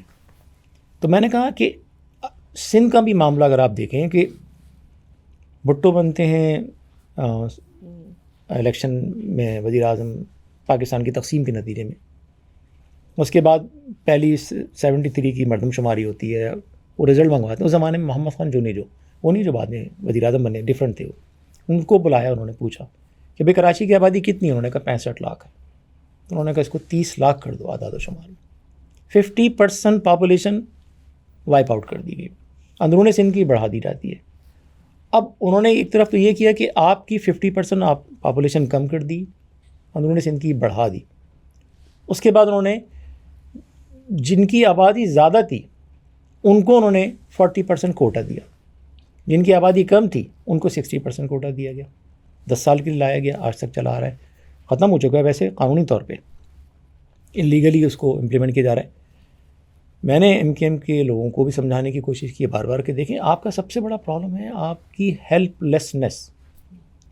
آپ کچھ بھی کر لیں, آپ کتنا بھی ٹیکس بھر دیں, وزیر اعلیٰ آتا ہے سندھ سے. آج ایک ویڈیو چل رہی ہے صبح سے کہ وزیر اعلیٰ ہاؤس کا بجٹ, جو کہ انتہائی نکما کرپٹ جو ہے وزیر اعلیٰ, ان کا بجٹ 1 ارب ہے آلموسٹ سال کا. ہزارہ ملازمین وہاں کام کر رہے ہیں, یعنی ٹیلی گرام کا نظام ختم ہو چکا ہے. آج کوئی ٹیلی گرام, ایون فیکس یوز نہیں کرتا آج کل کوئی. وہاں آج تک لوگ اس پوسٹ پہ جو ہے وہ اپوائنٹڈ ہیں. تو ہم نے کہا کہ آبادی کو اس طرح کر دیا گیا ہے کہ اندرون سندھ کی آبادی یہاں اور شہری سندھ کی آبادی یہاں. وزیر اعلیٰ ہمیشہ وہیں سے آنا ہے, انلیس کہ آپ ایک نیوٹرل, انڈیپینڈنٹ, فیئر سینسس کروائیں, وہ جو کہ ہوگی نہیں. آپ دیکھ لیجیے کہ جب بھی سینسس کی بات ہوتی ہے سندھی قوم پرست آ جائیں گے, اس پہ بہت مسئلہ ہوتا ہے, وہ ہم کر دیں گے, ندیاں بہا دیں گے. اب بھائی جتنی آبادی اس کو کاؤنٹ کرنے کو کہہ رہے ہیں, بڑھانے کو نہیں کہہ رہے ہیں. اگر آپ فیئر سینسس کرا لیں گے, آپ دیکھیے گا وزیر اعلیٰ ہمیشہ کراچی سے آئے گا. اگر آپ فیئر سینسس نہیں کرا سکتے تو پھر آپ یہ کریں کہ کراچی کو, حیدرآباد کو, میرپور خاص شہر کو ملا کے آپ, جو ہم نے نقشہ بھی دیا ہے کہ آپ اس کو ایک انتظامی یونٹ بنا دیے جس کی اپنی اسمبلی ہو, جس کے ہیڈ کے پاس اپنے ٹیکسز پر کنٹرول ہو. اس پہ تو بہت ہیو اینڈ کرائی ہو جاتا ہے. خیر لیکن تو ایک علیحدہ صوبہ ہے نا. دیکھیں پاکستان آج تک ایک قوم نہیں بن سکا کیونکہ برٹش نے اپنے حساب سے ڈیوائڈ اینڈ رول کا ایک نظام بنایا ہوا تھا. آپ نے اس نظام کو ختم نہیں کیا. کیش کاؤ کو بالکل الگ نہیں کر سکتے نا. اگر سارا کام, سارے پاورز اس کو دے دیے جائیں گے تو پھر کیسے چلے گا؟ نہیں چل رہا نا. آپ دیکھیں کہ آپ نے اس کیش کاؤ کو مس یوز کر کے, ابیوز کر کے آج اس حال پہ پہنچا دیا ہے کہ میں 2-3 سال کی پہلے کی بات ہے, کیلیفورنیا میں ایک ایونٹ تھا, مجھے اس میں انوائٹ کیا گیا. میں نے اس میں انویسٹرز آئے ہوئے تھے بہت سارے. میں نے ان سے کہا آپ کراچی میں انویسٹ کیجیے. تو ایک جرمن انویسٹر نے مجھ سے کہا کہ میں کراچی ہو کر آ چکا ہوں. انہوں نے کہا کہ دیکھیں جس طرح جیسے میں نے بتایا نا کہ جمہوریت جو ہے پورے ایک شعور کا اینڈ آتی ہے. انہوں نے کہا جو انویسٹمنٹ ہے وہ ایک پروسیس کا اینڈ ہوتی ہے. انہوں نے کہا اگر میں کراچی میں اگر انڈسٹری لگاؤں تو پرمٹ مجھے ایزیلی مل جائیں گے. میں نے کہا نو وے, آپ نے سندھی بیوروکریسی کو, پیپلز پارٹی بیوروکریسی کو آپ نے بہت پیسہ دینا پڑے گا. کہہ لیں کہ مجھے اگر میں وہاں پہ کنسٹرکشن کرواؤں مجھے کوئی انسینٹیوز ملیں گے. میں نے کہا نہیں, آپ کو بلکہ بھتہ دینا پڑے گا. کہہ لیں اگر میں چیزیں بناتا ہوں وہاں پہ بجلی ملے گی؟ میں نے کہا نہیں ملے گی. پانی ملے گا؟ نہیں. کہہ لیں اگر میں فنش پروڈکٹ کو اگر جیسے را مٹیریل کو میں کراچی پورٹ سے وہاں لے جاؤں گا تو انفراسٹرکچر ہے, فلائی اوورز ہیں, بریجز ہیں. میں نے کہا سب تباہ ہے. کہہ لیں جب فنش پروڈکٹ میری فیکٹری سے نکلے گی اگر میں لے جاتا ہوں پورٹ تک جانے میں آسانی ہے؟ میں نے کہا نہیں ہو سکتا, لوٹ جائیں آپ بیچ میں. تو کہہ لیں پھر مجھے آپ یہ بتائیے کہ why should I waste my money. انہوں نے کہا انویسٹر جو ہے نا اس کو تو آپ نے پیمپر کرنا ہوتا ہے, آپ نے پورا اس کو بنا کے دینا ہوتا ہے کہ بھئی یہ سب کچھ ریڈی ہے, آ کے آپ پیسہ لگاؤ اور کماؤ. ہمارا انسینٹیو یہ ہے کہ ہمیں کچھ ہزار لوگوں کو نوکری مل جائیں گی اور ٹیکس مل جائے گا. آپ نے کراچی میں جو تھا وہ بھی چھین لیا. اب یہ کیش کھاؤ جو ہے وہ بھی اپنی لاسٹ لیگ پر ہے.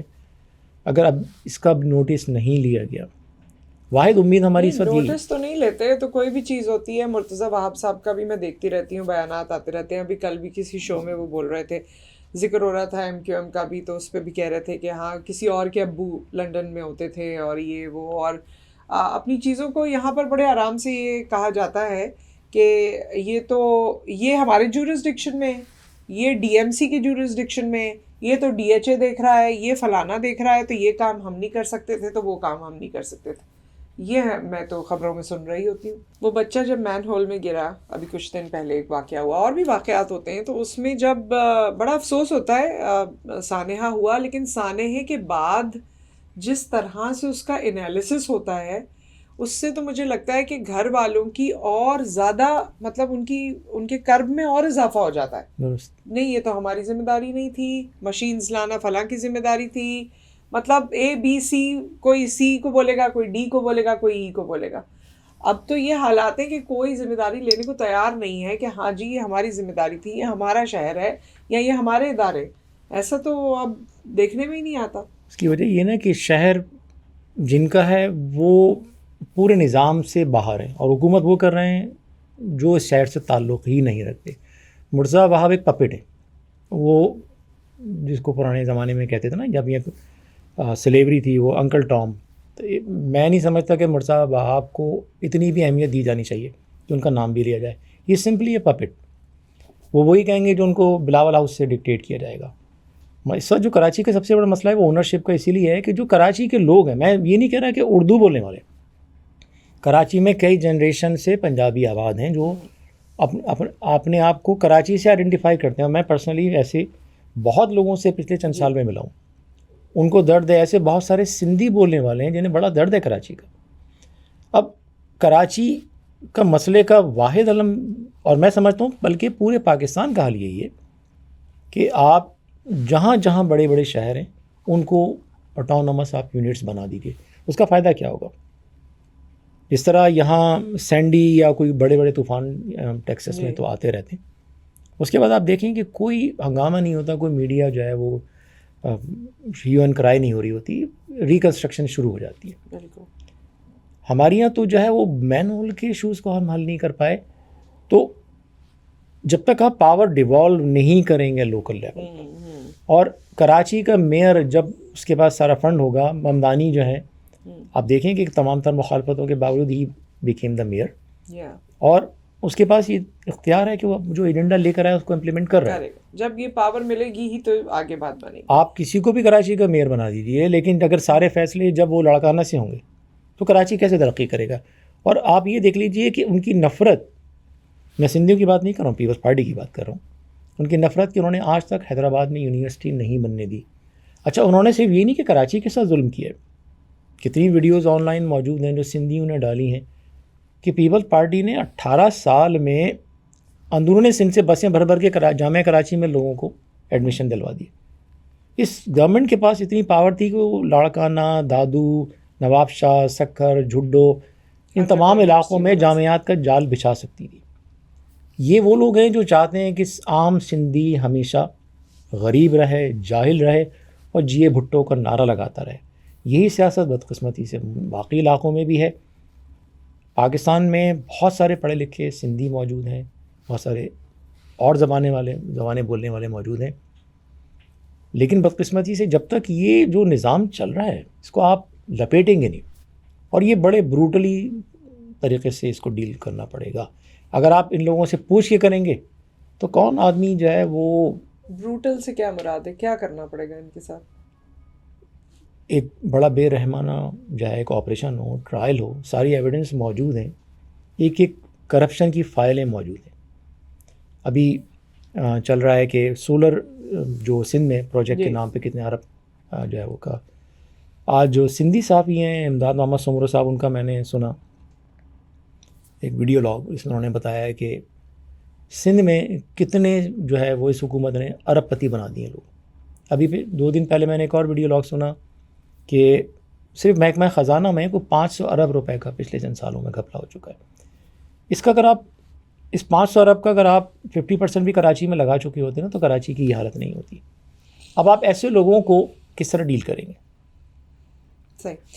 یہ بتائیے مجھے, کمنگ بیک ٹو MQM, ویسے تو میں آپ سے آپ کے بارے میں بھی بہت کچھ پوچھنا چاہتی تھی, بٹ میں نے یہ ریئلائز کیا کہ کیونکہ آپ نے اتنا اپنا ٹائم نہیں, اپنے آپ کو انویسٹ کیا ہے MQM میں, so whenever and whatever I ask it comes to MQM. So مجھے لگتا ہے کہ آپ نے, ہم نے تو صرف ہم کہتے ہیں کیونکہ ہم رہتے تھے وہاں اور میڈیا سے تعلق اور وہ سب کچھ, لیکن آپ نے تو کتنے دہائیاں میرے خیال میں اس کاز میں لگائی ہیں. تو یہ دونوں چیزیں, آپ اور MQM دونوں انسیپریبل سے ہیں, کیا ایسا ہے؟ بالکل ایسا. میں یہ بات آپ نے بالکل درست کہا. میں نے کئی بار یہ بات کہہ چکا ہوں کہ آپ مجھے MQM سے نکال سکتے ہیں, MQM کو مجھ میں سے نہیں نکال سکتے. تو آج جو MQM ہے, ویسے تو جو MQM کا آئین ہے میری اطلاعات کے مطابق وہ تو ابھی بھی زندہ ہے, آئین تو ختم نہیں ہوا, اور آئین کے مطابق بہت ساری چیزیں جو ہیں وہ نہیں ہو رہی. پھر پاکستان میں ایک MQM ہے جو چلے جا رہی ہے. تو یہ کیا سسٹم ہے؟ کیا آپ لوگ ایکٹیو ہیں؟ کیا وہ ایکٹیو ہیں؟ کیا آپ سب ایک ہیں؟ آپ لوگ علیحدہ ہیں؟ آپ کا کوئی ایجنڈا ہے, کوئی سوچ ہے؟ اس کے بارے میں ذرا بتائیے. کہ میرا ایجنڈا ایک سمپل ہے کہ جس کاز کے لیے ہم نے اپنی زندگیاں لگائیں وہ کاز آج تک اپنی جگہ موجود ہے, بلکہ 1970s اور 80s میں جو سچویشن تھی شہری سندھ کی, آج اس سے کہیں زیادہ خراب ہے. اچھا, یہ it becomes even more painful جب آپ یہ دیکھیں کہ آپ نے 25,000 لوگ گنوا دیے, آپ نے بے تحاشا قربانیاں دیں, اور آج آپ جہاں کھڑے تھے اس سے بدتر مقام پر آج آپ کھڑے ہیں. There has to be accountability. ہم جس نظام کو بدلنے آئے تھے ایک تو ہم کیوں نہیں بدل سکے. میں نے سوال بھی کیا تھا MQM کے آخری دنوں میں کہ MQM کی جو رابطہ کمیٹی تھی نا اس کا سائز 50 سے زیادہ تھا, وہ ایک مذاق بن گئی تھی.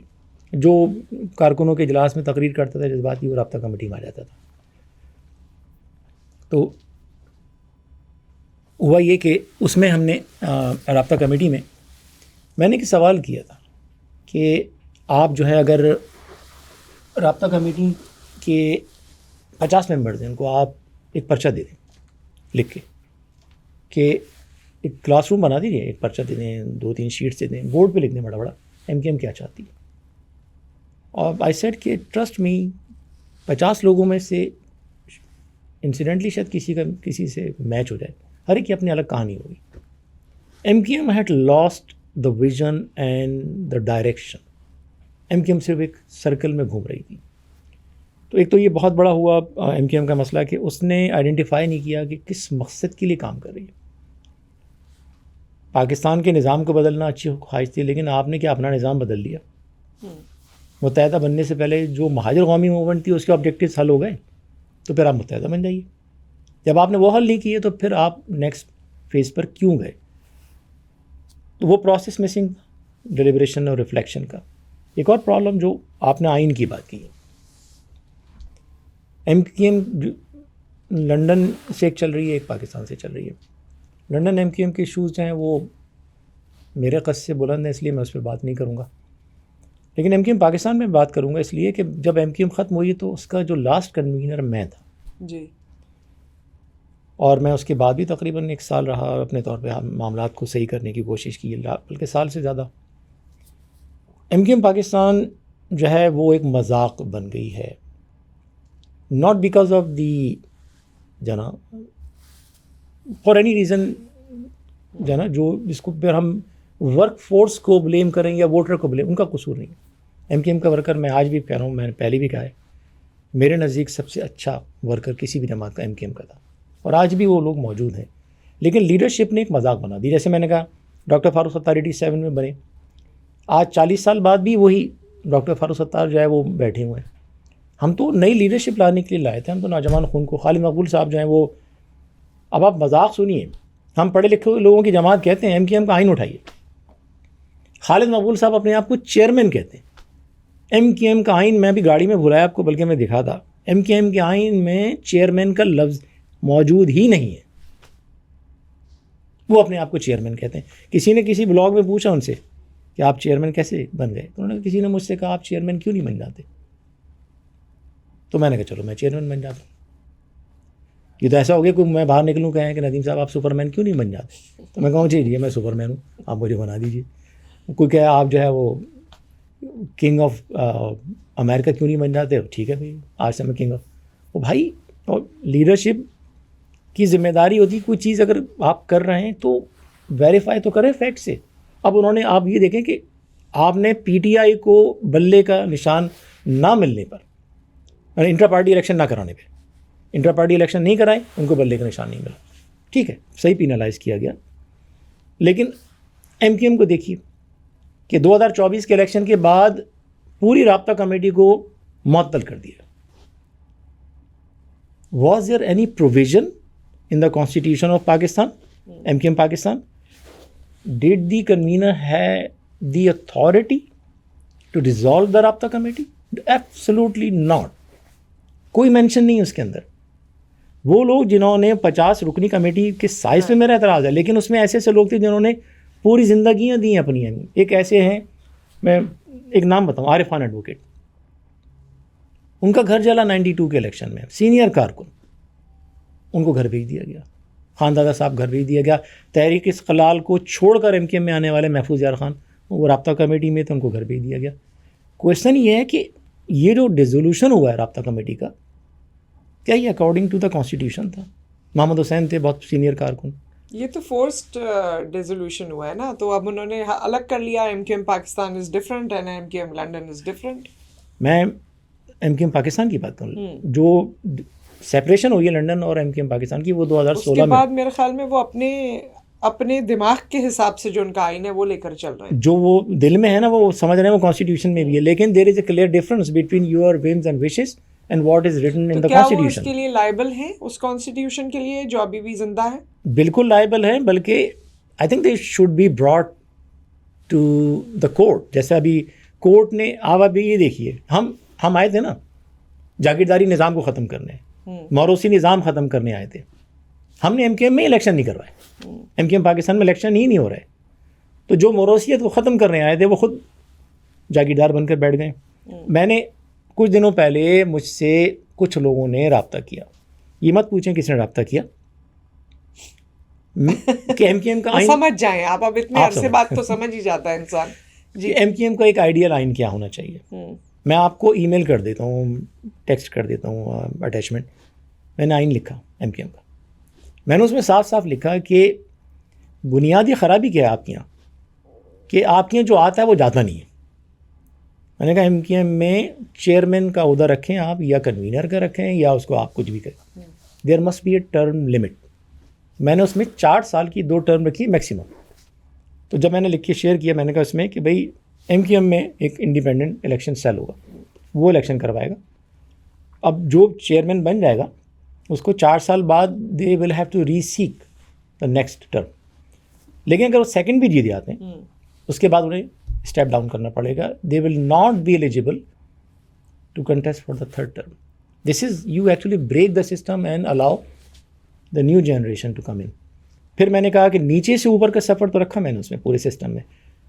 میں نے اس آئین میں ٹکٹ دینے کا نظام بھی ایم کیو ایم کی لیڈرشپ سے لے لیا.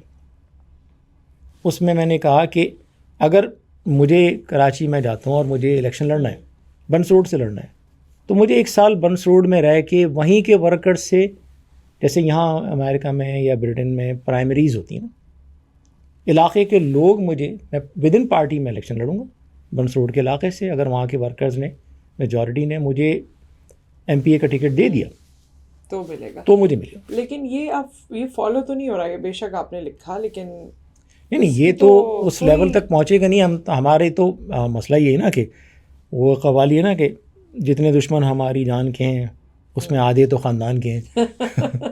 تو ہماری ایم کیو ایم میں ہی سارے دشمن بیٹھے نا, یہ تو چودھری بیٹھے. اب آپ are you looking forward to something کہ ایم کیو ایم کسی طرح آگے بڑھے گی, کچھ چینج آئے گا؟ جیسے آپ نے کہا کہ ایم کیو ایم آپ کے دل سے تو نہیں نکل سکتی, یا وہ کاز ہے جو آپ لے کر چل رہے ہیں, تو کیا سوچتے ہیں آپ؟ کچھ سوچتے ہیں کہ بھائی اب یہ ایم کیو ایم پاکستان جو بھی کر رہی ہے, یہ اس میں کچھ چینج آئے گا, یا ان کو کوئی کولیبریشن کرنی چاہیے, یا اپنا رول پلے کرنا چاہیے, یا بس یہ اپنی جنگ ہار چکے ہیں؟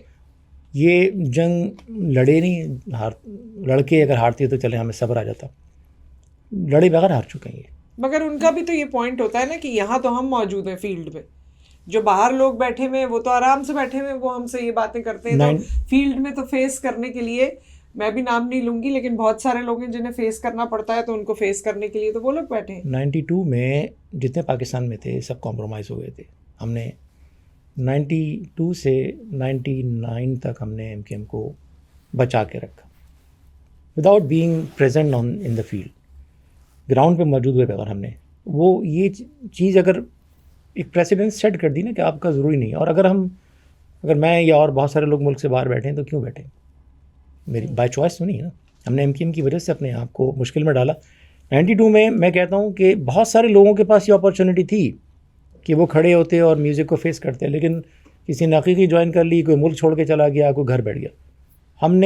ہمارے پاس بھی چوائس تھی نا, برٹن میں ہم الگ ہو جاتے. ہم نے تو ایم کیو ایم کے لیے کام کیا, اس کے بعد بھی کام کرتے رہے. میری دشمنی کسی سے نہیں ہے, میں آئی رسپیکٹ ایوری ون. یہ میرا کوئی ذاتی اختلاف نہیں ہے. بالکل. اگر آپ پرسنل لیول پہ بات کریں گے تو چاہے وہ ڈاکٹر فاروق ستار ہوں, یا چاہے ڈاکٹر خالد مقبول ہوں, یا مصطفیٰ کمال صاحب ہوں, یا انیس خان خانی صاحب ہوں, I respect each and every one. یہ آن اے ہیومن لیول. جی, کوئی ویسے کانٹیکٹ کرتا ہے ان میں سے آپ کو؟ بہت سارے لوگوں سے میرا ڈائریکٹلی بھی کانٹیکٹ ہے, بہت سارے لوگوں سے انڈائریکٹ کانٹیکٹ ہے. ایم کیو ایم کے بہت سارے سینئر لوگوں سے جو بہت سینئر ہیں ان سے بھی میرا کانٹیکٹ ہے. اور میرا خیال ہے ہر شخص دکھی ہے. ہمارا یہ نہیں کہ ہم کسی کو نکالنے کی خواہش میں یہ کہہ رہا ہوں کہ ایم کیو ایم کو اس طرح چلایا جائے جس طرح اس کو چلایا جانا چاہیے تھا, لیکن نہیں چل رہی, اس طرح نہیں چل رہی. اب وقت کیونکہ ہمارے پاس اب بالکل ہی ختم ہو رہا ہے, اور مجھے اندازہ ہے کہ آپ جیسی شخصیت جب بھی ہمارے ساتھ موجود ہوں تو ہم 4-5 گھنٹے کا بھی شو کر سکتے ہیں. لیکن ایک سوال بس میں آپ سے کرنا چاہوں گی آخر میں, کہ لوگوں کو جو ایم کیو ایم سے محبت تھی وہ ایک رومانس تھا. جو ایم کیو ایم کے ووٹرز تھے وہ ایک لگتا تھا کہ ایک لو افیئر ہے کچھ. It was not only politics, یہ ایک الگ لیول کا وہ تھا کہ ایک آواز پہ, آئی مین یہ پوری دنیا کے لیے اٹ واز اے سرپرائز کہ کسی کی فون پہ آواز سننے کے لیے اتنے لوگ بیٹھے ہوں اور اس پہ لبیک کہیں, اور اس کے علاوہ بھی. سو اس رومانس میں جب چینجز آتے ہیں اور ہرٹ ہوتا ہے, بہت لوگ اپنا راستہ دوسرا اختیار کر لیتے ہیں, کچھ لوگ ریبیلیس ہو جاتے ہیں, کچھ لوگوں کو نفرت ہو جاتی ہے. آج وہ لوگ جو ایم کیو ایم سے نفرت کر بیٹھے ہیں اور ہرٹ ہیں, ان کو آپ کچھ کہنا چاہیں گے؟ میں آئی ایمپیتھائز ود دیم. میں آپ سے انفارمل جب ہمارا ایک چل رہا تھا, آپ نے بالکل درست فرمایا کہ یہ رومانس تھا, اور یہ وہ ایسا رومانس ہے جو شاید ہمارے آخری سانس تک ہمارے ساتھ رہے گا. میں نہیں, مطلب مجھ جیسے لاکھوں لوگ. بالکل, میں نے کیونکہ دیکھا ہے آپ لوگوں کے جلسوں میں, کیونکہ جرنلزم سے اور ٹی وی سے تعلق رہا, تو بہت چیزیں میں دیکھتی رہی. I am not saying all of this because I was part and parcel of it, یا میں کوئی فالوور رہی, لیکن بہت چیزیں میں نے دیکھی, اور لوگوں کا اس میں دل دماغ, اپنا آپ, اپنے بچے, آئی مین پوری فیملی, بچے بھی آئے ہوئے تو بڑے بھی آئے ہوئے, بزرگ بھی آئے ہوئے, سبھی لوگ آئے ہوئے. سب پورا ایک فیملی میں ٹاپ ٹو باٹم بڑا ڈیپلی انٹرینچ تھے لوگ. آپ ہی کی بات کو کنٹینیو کرتے ہوئے میں کہوں گا کہ میں ایم کیو ایم کی ایسی بہت ساری خواتین ورکرز سے کانٹیکٹ میں ہوں جو سیریس ڈپریشن میں ہیں. ان کے لیے ایم کیو ایم ایک آؤٹ لیٹ تھی. بچوں کے مسائل ہیں, شوہر سے مسائل ہیں, اور بھی ہیں, سب اپنی جگہ ہوتی تھی. جب وہ ایم کیو ایم میں جاتی تھیں تو ان کو ایک پازیٹیو ڈسٹریکشن ملتی تھی. آج ان کے پاس وہ نہیں ہے. ایسا آپ نے کہا پانی کا بل, بجلی کا بل, لوگوں کے ایک ہوپ ہوتی تھی, لوگوں کے پاس وہ ہوپ نہیں ہے. جو میرا شکوہ ہے کہ آپ یہ دیکھیے کہ آج لوگ مس کرتے ہیں ایم کیو ایم کو. کیوں؟ جو کچھ 2016 میں جو کچھ ہوا وہ اپنی جگہ صحیح, لیکن ایک وہ دور بھی تھا نا کہ ایم کیو ایم کے جتنے ورکرز, میں because I was physically present every time it happened, کہ جب بھی ایم کیو ایم کے کوئی سانحہ ہو گیا, کراچی میں سانحہ ہو گیا, تو لیڈرشپ یعنی قائد کے لیول پہ وہ ایک ایک گھر جا کے تعزیت کریں, وہ اپنے ہاتھ سے لوگوں کی مدد کر رہے ہیں. یہاں کراچی میں ڈمپر لوڈر مافیا کے ہاتھوں ہزاروں لوگ شہید ہو گئے, لیڈرشپ وہاں کھڑی نہیں ہوئی. کرنٹ لگنے سے بارش کے بعد کتنے لوگ ہو گئے, مین ہول میں گرنے سے ہو گئے. اب میں تصویر دیکھ رہا ہوں, ہر سال ہو رہا ہے, ہر وقت ہو رہا ہے. فلڈز ایک سال آئے, میٹ ڈپارٹمنٹ نے اگلے سال کا بتا دیا, پھر آ گئے. آئی مین کوئی سوچ ہی نہیں ہے. نہیں, کچھ نہیں ہے. اور جیسے میں نے کہا نا کہ وہ ایک مثال میں دوں کہ نیو کراچی میں نے ایک انسیڈنٹ پڑھا کہ ایک نوجوان, اس کے بڑے بھائی کی منگنی تھی. اس نے, لڑکے نے 16 یا 17 سال کی عمر تھی, وہ موبائل فون خریدا تھا. بھائی کی منگنی تھی, شام میں منگنی گھر میں تھی. باپ نے بیٹے سے کہا کہ تمہارے بھائی کی منگنی ہے, ان کے دوست گلی کے کونے پہ بیٹھے ہیں, کھانا لگ گیا, ان کو گھر کے اندر لے آؤ. وہ گلی میں نکلا, باہر وہ آ گئے ڈکیت, موبائل چھیننے کی کوشش کی, اس نے مزاحمت کی, اس کو گولی مار دی. وہ جو منگنی کا گھر تھا وہ ماتم کدہ بن گیا. اب اگلے ہی دن, جس دن اس کی تدفین ہے بچے کی, ایم کیو ایم کی جو ٹاپ لیڈرشپ ہے وہ کراچی ڈیولپمنٹ اتھارٹی کے ایک نوٹوریس آفیسر کے گھر میں ہونے والی تقریب میں شریک ہے, اس جنازے میں موجود نہیں ہے. اب ایم کیو ایم کو لوگ کیوں مس کرتے ہیں؟ ایک وہ ایم کیو ایم کا ریفرنس ہے نا, فریم ورک ہے. اگر آپ نے قائد کو مائنس بھی کر دیا تھا تو باقی لوگ تو وہاں موجود تھے نا, وہ پریکٹس کو کنٹینیو رکھتے ہیں کہ لوگوں کے دکھ درد میں کھڑے ہوتے. وہ کمپلیٹلی وہ پروسیس ختم کر دیا گیا, لوگوں کو ڈسون کر دیا گیا. اچھا, دروازے بند کر لیے گئے. ہزارہ ایسے سینئر لوگ ہیں جو کام کرنا چاہتے تھے, لیکن انسیکیورٹی کی وجہ سے, کیونکہ آپ خود جب بونے ہوتے ہیں نا تو آپ اپنے آپ کو سراؤنڈ کرتے ہیں بونوں سے, یا اپنے سے بھی جو آپ سے کوتا قامت ہو. تو انہوں نے کیا کیا کہ اس کو بھی نہیں لینا, اس کو بھی نہیں لینا, اس کو بھی آنے دینا, اس کو بھی آنے نہیں دینا. آپ نے لیکن کبھی بیٹھ کے ریفلیکشن اس بات کا کیا کہ اس ایم کیو ایم کو, جس کو لوگ ریکارڈ نمبر میں ووٹ دیا کرتے تھے, فیڈرل ایریا سے آپ چیک کروا لیں ایم کیو ایم کے سربراہ کو, جو کہ غیر آئینی ہے, ان کو کتنے ووٹ ملے, اور جو پی ٹی آئی کا وہ کینڈیڈیٹ جس کو کوئی نہیں جانتا تھا, اس کو کتنے ووٹ ملے. اچھا, فائنلی ایک بات, آپ کی بات کا جو سیکنڈ پارٹ ہے جو گریف ہے, میں نے بریفلی, اب میں چاہوں گی ہم اس کو مکمل کر لیں. میں نے اسی بات کو, دیکھیں ایم کیو ایم پہ برا وقت پہلی دفعہ نہیں آیا تھا 2016 میں. 86, 87, 88 لائن ہے. 92 کے آپریشن میں لوگوں کا اڈیالہ بھی لے جایا گیا, لیکن کسی نے وفاداری تبدیل نہیں کی, سب کھڑے رہے. 2016 میں راتوں رات لوگ پلٹ گئے. تو میں نے ایک اسی پہ ریسرچ کی ہے کہ وہ لوگ جو بدترین ظلم کے باوجود تبدیل نہیں ہوئے, 2016 میں ایک رات میں کیسے تبدیل ہو گئے. میں نے اس کو ایکسپلور کیا ہے ریسرچ میں. اور کیا نتیجہ آیا؟ اٹس اے لانگ ڈبیٹ, میں آپ کو بتاؤں گا, لیکن اس میں جو ہے وہ ایک بڑا سیریس کوالٹیٹیو انالیسس ہے ڈاکٹر لیول کا, کہ اس کو کوئی ون لائنر تو دیا جا سکتا ہے نا, تاکہ سوچتے رہیں لوگ. وہ شعر ہے نا, وقت کرتا ہے پرورش برسوں, ہاتھ سے ایک دم نہیں ہوتا. تو یہ بلڈ اپ ہو رہا تھا, اور میں نے اس پہ ہی کہا ہے کہ اس کو ایکسپلور کرنے کی ضرورت ہے. اور دوسری فائنل بات کہ میں نے اس چیز کو بھی یہ کیا ہے کہ ایک آپ کا لٹریری فیلڈ میں, فلاسفیکل فیلڈ میں گریف ماڈل ہے, جس میں 5 اسٹیجز آف گریف ہیں. کہ اگر کسی کو ٹرمینل کوئی کینسر ڈائگنوز ہوا ہے, کسی کو آپ کہیں کہ بھئی تمہیں اسٹیج 4 کینسر ہے, تو پہلا ہی ہوتا ہے یار آئی ایم فائن, ڈینائر ہوتا ہے, نو اٹ از امپاسبل, کم آن. پھر لوگ جائے پھر وہ جاتے ہیں، پھر ویریفائی کرواتے ہیں، پھر وہ کہتے ہیں کہ وائی می، اینگر آ جاتا ہے، وائی می، دنیا میں 5 ارب لوگ ہیں، 8 ارب کی آبادی ہے، وائی می، تو پھر اینگر آتا ہے، پھر آتا ہے بارگن ہے، اللہ مجھے معاف کر دے، ایک موقع دے دے، میں مسجد بھی جاؤں گا، نماز بھی پڑھوں گا، چرچ جاؤں گا، سنیگاگ جاؤں گا، جو بھی ہے فیت آپ کا. پھر اگر پتہ چلتا ہے کہ نہیں اب تو کچھ نہیں ہو سکتا، تو پھر یہ ہوتا ہے یا تو ایکسیپٹ کر لیتے ہیں لوگ یا ڈپریشن میں چلے جاتے ہیں. تو میں نے ایم کیو ایم کو بھی اسی پورے اس میں جو ایم کیو ایم کا 2016 کے بعد جو کولیپس ہوا اسی میں لیڈرشپ کے ساتھ ساتھ مینلی جو ایم کیو ایم کے جو ورک فورس ہے اس کو میں نے انالائز کیا. یہ جینوئن پرابلم ہوئی ایم کیو ایم کے، بہت سارے لوگ آج تک ڈینائل میں ہیں، بہت سارے لوگ جو آپ نے بات کہی ہے اینگری، ان کا جو اینگر ہے وہ کہ وائی دس ہیز ہیپن، کیوں ہم نے ایسا کیا کیا، ہم نے تو اپنا گھر بار مستقبل سب تباہ کر کمپرومائز کیا، پھر ایسا کیوں ہوا.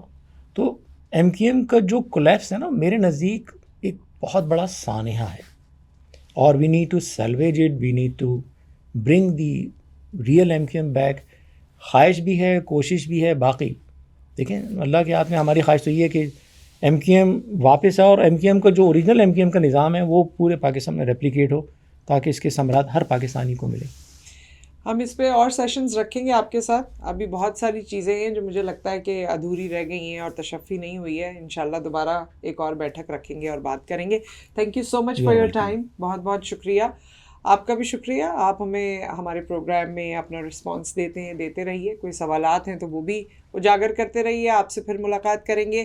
اور ہاں، اگر آپ کی کنسٹرکشن ریلیونٹ کوئی کوئریز ہیں تو نمبر اسکرین پہ موجود ہے، آپ ان سے رابطہ کر سکتے ہیں ہائیبرڈ 1 کنسٹرکشن میں. اپنا خیال رکھیے، دعا میں یاد رکھیے. پھر ملاقات کرتے ہیں. اللہ حافظ.